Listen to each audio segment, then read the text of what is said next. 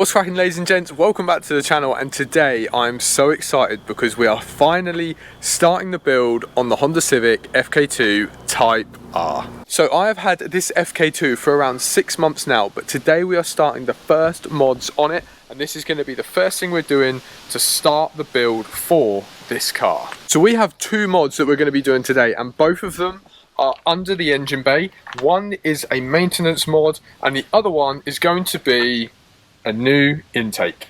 Now, if you saw the video that I did previously on the 4 must-do mods for the FK2, then you'll know that one of them we didn't do, and we're going to be covering that today, and that is going to be the throttle body hose, which is somewhere in there. And that is because on the FK2s, and I think the FK8s, and I think the FL5s, the hose that comes standard from Honda is pretty brittle and it is prone to splitting, which can cause boost leaks.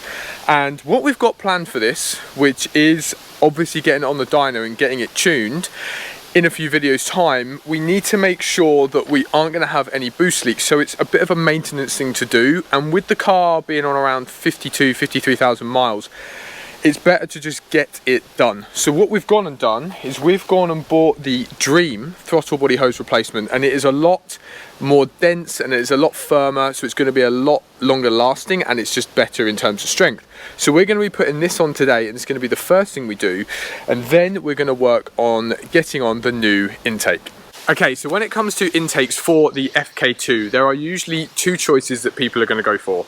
One is either the Eventuri intake or one is the Injen intake. And the first thing is there's a big price difference, because the Eventuri intake is £1,200 and it is carbon and it does look good, whereas the Injen intake is £350 to £400, and that's both brand new, okay?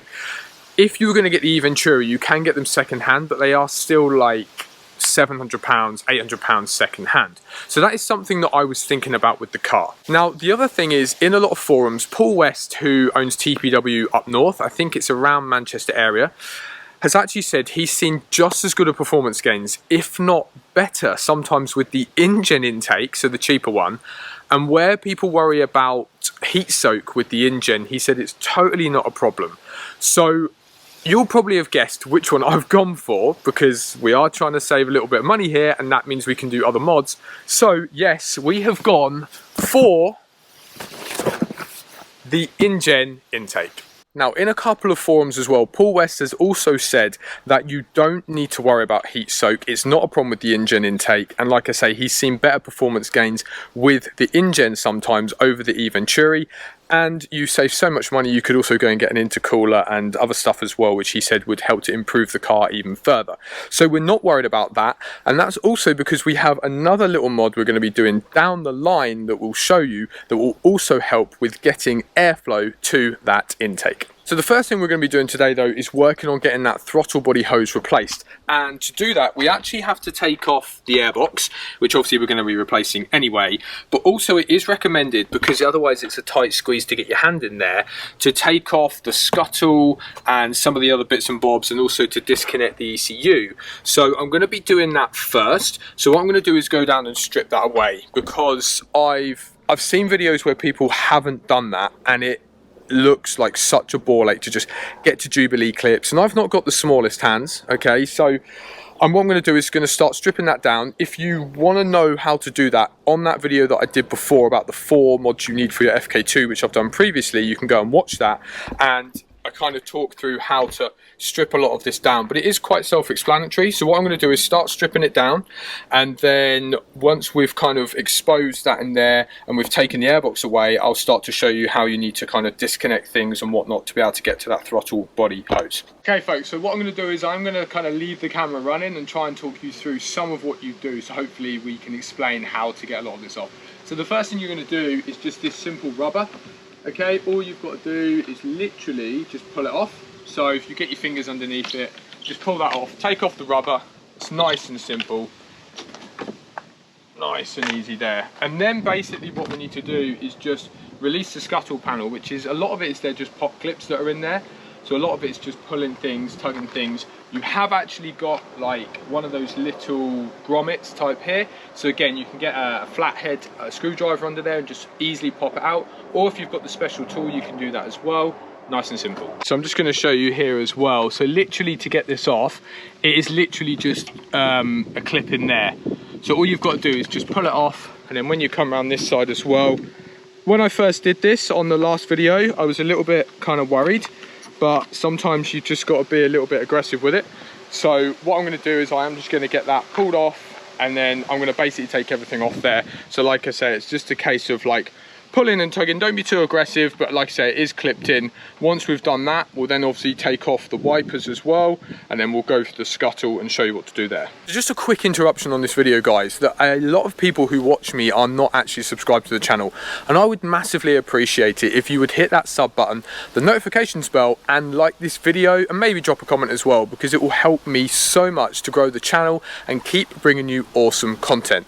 Now, back to the video. Just to confirm, it is a 17mm, so we're going to put that on the ratchet, and we're going to get those wipers off, get those out of the way, and then we can take off the scuttle. And if you didn't know, that's a little trick that I found out when I actually took these off last time. If you try to leave them flat, it's as if they don't want to come up, so you actually have to pop them up as if when you were cleaning your car. And I know that sounds really stupid, but that is something that I didn't know. So if you're struggling to get them off, then just pop them up, and then they come off really easily.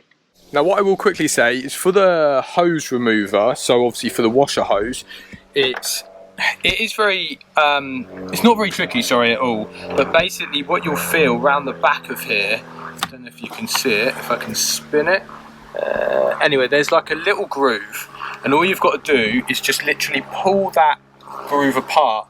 Basically it's just like a clamp tightening it on, and then once you pull it apart, you can literally do it with your fingernail in there. You just then pop this one off, and then that means that you can essentially feed that hose through its hole, and then obviously it's going to be able to give me clearance to take the scuttle off. Okay, so as you can see, we've took the scuttle off nice and easy, and obviously the wipers and everything. So last thing, sorry, is to take this off. So this is nice and simple. I think they're 10mm. So you just need to don't take this one off here, leave it as one thing. So you take off 1, 2, and then there's one in there, one in the center, and then there's one just in there as well. So you basically undo those, take it all off as one, and then we can start to take off the airbox and start to deal with everything in here so we can get to that throttle body hose. So as you can see, nice and easy, get those off and you just pull it off. It can be a little bit stiff, just because the backing can be, you know, can be a bit sticky. I don't know if it's just due to heat. And then on the back of these, I think it might be where you kind of have this like protective layering, if you can see where my fingers is. I think it just gets a bit hot and then just makes it a bit sticky, and then when it cools, I think it just sets. So just give it a little bit of a wiggle, don't be worried about it, and then get that off. So as you can see, we've got that off there. So all we need to start doing now, we need to get the airbox off. So we're going to start with these. I think these are 2 10mm, and then there's another one in there which is holding the airbox down, and then that means we can pop off this intake, and then we'll deal with the rest of it. Like I say, nice and easy. If you just take off those 2 first, then you can get off that main sort of initial inbox intake section, and then it means you can just basically put your long head on of your ratchet. You can get down there and get to that bolt, and then obviously you can start to detach here as well, and then we can take off the main filter box as well.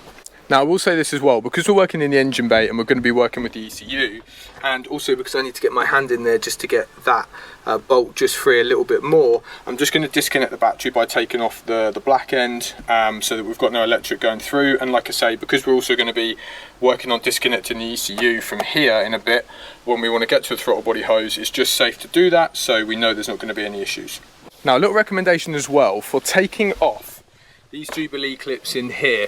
You'll see they do have a Phillips head in, but I've seen other people recommend to actually use a 5.5mm just to take that off, because it's so small, if that goes and rounds off, then it's just not going to be good. So use a 5.5mm ratchet to get that off, and then we can wiggle off this main airbox. One last thing as well, there's also another bolt somewhere down there. So you also, again, you need to just loosen that off as well. Obviously you need to disconnect the MAF, and then once that's done, we'll work around with disconnecting this from here, because there's a little clip underneath. It's a little bit of a bugger to get to.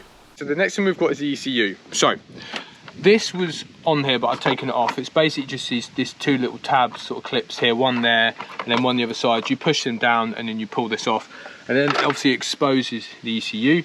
What we then need to do is just disconnect. So you'll see this tab here, pull that across, one, and then 2, and then what that's going to do is just disconnect basically this from the ECU, so we can just pull those up and move those out the way. So what I'm going to do is get those out the way and then tell you about what we need to do next. Okay, so once you have released them, it's really easy to get these out the way. You'll see this like rubber here, that is essentially just sat on there, so you can just be gentle because obviously you are dealing with wiring, but you're basically just going to pull that up, and then we can get that out the way and we can tuck it somewhere, and then what we've got to do is deal with undoing the rest. So we've got a bolt in there, I believe that's 10mm, we've got a 10mm there, and I think there's a 10mm under there as well that we need to get to, and also we've got to take off, I think it's that one as well. So let me get to work and then I'll show you what we've done. Okay folks, we are in, and look what we have out. There's my ECU, so that is out the car. Oh, basically it was a bit of a faff. There's this thing here, there's a little clip underneath this connector. You have to push in and pull that out. You have to loosen off the airbox bracket. Once you've done that, these things have like these little pinch clips on the hoses. You've got to do 1, 2, there's a couple more. You just have to detach them and make sure all the bolts are detached so that you can pull the airbox out. But even though it's a faff, once it's done, we can literally tuck these out the way, and then all we've got to do now is take off this bracket here, detach that from this hose or this pipe, and obviously detach that there, and then we can get access to the throttle body. Obviously you can undo these Jubilee clips as well, so basically undo these 2 Jubilee clips, these 3 bolts which are 12mm from memory, and then obviously detach this sensor as well. And then we can get to the throttle body hose, whip that off, put the new one on, and then put it all back together. Just like that, the hose is off. It was a bit of a tricky one to get to, but there is the option as well. I will say there's a bracket here that you can take off, which I haven't done, but anyway, it's off. So now the goal is to get the new one on and then put everything back together. I'm not going to lie, that was the hardest bit. It was a bit tricky. We might have to take this pipe off, but like I say, what we're going to do first is we're going to get the hose on that end and then we'll go from there. Okay, so we're going to start fitting the Dream hose. Now you'll see here there's a bigger end, so obviously the bigger end goes onto the main throttle body, and then the smaller end goes onto this, we'll just call it an inlet pipe, this pipe here. So it's pretty much bigger end goes on that way, smaller end goes on here, and then there's also 2, excuse the mess, bigger Jubilees. It's obviously bigger Jubilee for the bigger end, obviously smaller Jubilee for the smaller end, and these are 7mm, whereas I think from what I was just doing, the ones from Honda they were either 8s or 10s. So anyway, we're going to put this end on first, so that's the plan. So we put this end on first, then we're going to just attach that into it, and then what we're going to do is just kind of get basically things, sort of the Jubilee clips and whatnot, tightened up a little bit, and then we're going to put the bracket in to hold it in place, and then we're going to fully tighten it and clamp it down from there. Right, ladies and gents, hoses are all on, and what I've done is I've moved the Jubilee clips into a better place. I always worry that I don't tighten them enough or I over tighten them, so I've gone to like 2 fingers and a thumb on the ratchet, pinching it. I don't know if that's too much, not enough. If it comes off during the dyno, we'll know. Anyway, that's on. It's pretty secure, I'm not gonna lie. If I'm shaking it, the whole car's shaking. So that's on. We're now going to put the bracket back on. And what I'm going to do is just put everything back together. I'm not going to film that, I'm just going to do it, put it all back together how it should be, and then we can do the intake, which is the fun bit. Okay, so now everything is back on. As you can see, the ECU's all in, everything's connected. What we're going to do now is get to work on fitting the intake from Injen, and it's pretty good. You've got instructions and hoses and whatnot, so we're going to unpack everything and crack on and get it on the car, and then hopefully we can give you a start up, see how it sounds, see what the noise improvement is, and then it's going to be a big part to getting us on the dyno and making more power.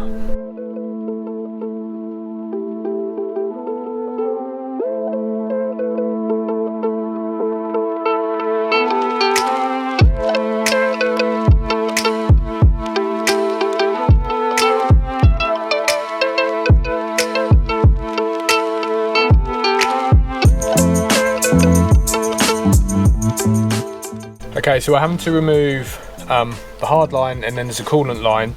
So it says to put this in on the instructions. I don't think there's, oh, I'm hoping there's not going to be too much. We don't want to split the hose. Oh, and yeah, that coolant come flying out. Just like that. Okay, so I want to show you the trials and tribulations of this. So I'm trying to get the hoses on, and these 6mm hoses are so tight. I've tried putting them in boiling water, didn't fully work. So what I've got, which I'm quite lucky that I have, was from what I actually got when I had the Mini and I was taking all the vinyl off. I actually got like one of these heat guns. So all I'm doing is slightly heating up the hose. That one is now fully flush, which is perfect. I just need to heat this up a little bit because I just want that flush, just because it's me being picky, and then we connect that into there, because basically what it's done is it's deleted the hard line. So we're doing that at the moment. It's taken a while, but we're nearly there. Okay, so what we had to do next was the same thing with the 8mm hose, as you could see here, for the crankcase, and then just attach it. We used the heat gun, that was nice and easy, so that's cool. And then this will connect into the box. What we've got to do now is take that bolt and this nut off here, and then we save that for installation. So I'm going to crack on with that. My battery's not doing too well either on the GoPro, so I'm going to try and get through this as quick as I can. And like I say, there's instructions and stuff as well, so I'm going to crack on with this, and then I'll come back to you once we're a little bit further in.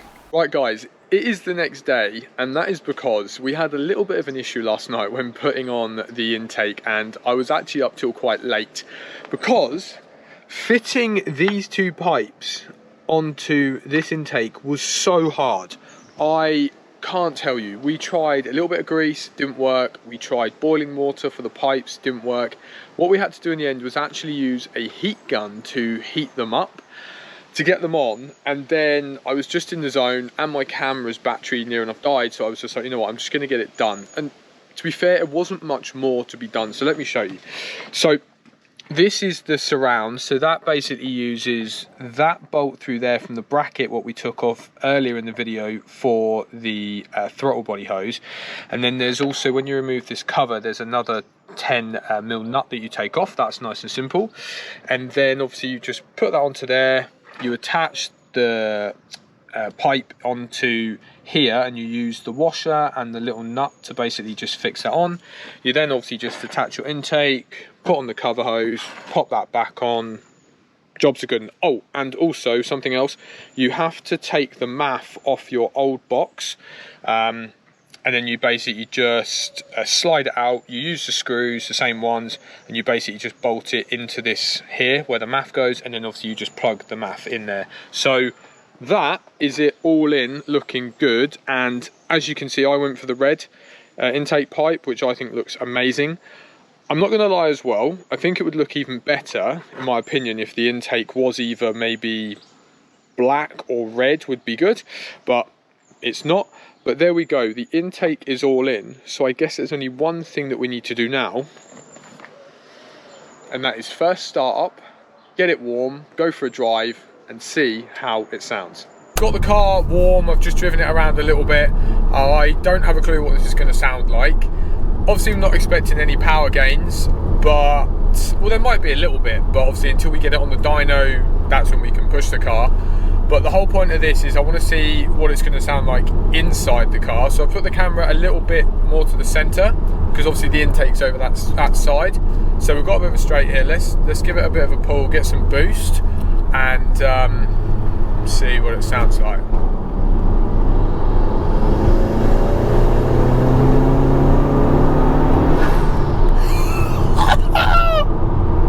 I don't know how much of that you can hear, but you just hear it's just that sucking in of air. But once you let off the throttle, wow, that's quite loud. That's different. Wow, I don't know. Does it put the Evo to shame? I don't think so. I don't think so. The Evo is just a bit more raw.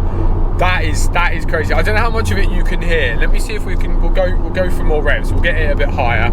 And but even now, 3,000. Oh my gosh.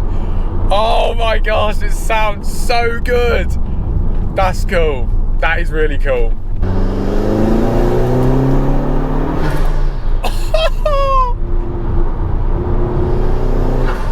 Oh my gosh, that is loud.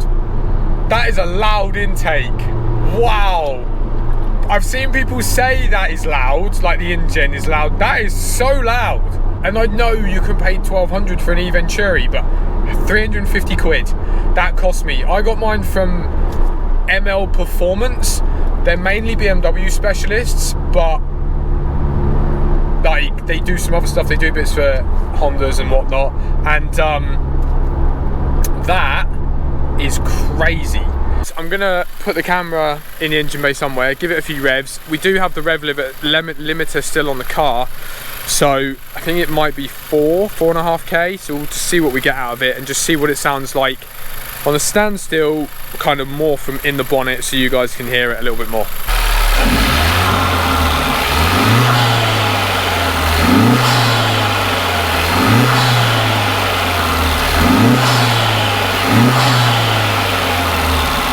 How freaking good does the FK2 now sound? I am over the moon with how the car sounds now, and like I say, 350 quid, and that's no disrespect to the Eventuri, but the fact that it's like, what, 850 quid cheaper.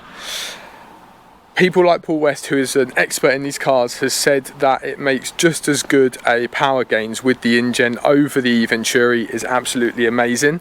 And like I say, for the same price as an Eventuri, you could just go and get an intercooler as well, and a like big boost pipe kit as well. You could get all of that for the same money. So, you know, for me, it's an amazing buy. 350 to 400 quid, depending on where you get it from. It makes the car sound absolutely insane. Also as well, it's the start of the build for the FK2, and I wanted to do some of this myself. So I thought, look, I'm going to fit the intake, I'll do the throttle body hose, which is obviously the maintenance part, the intake's obviously performance.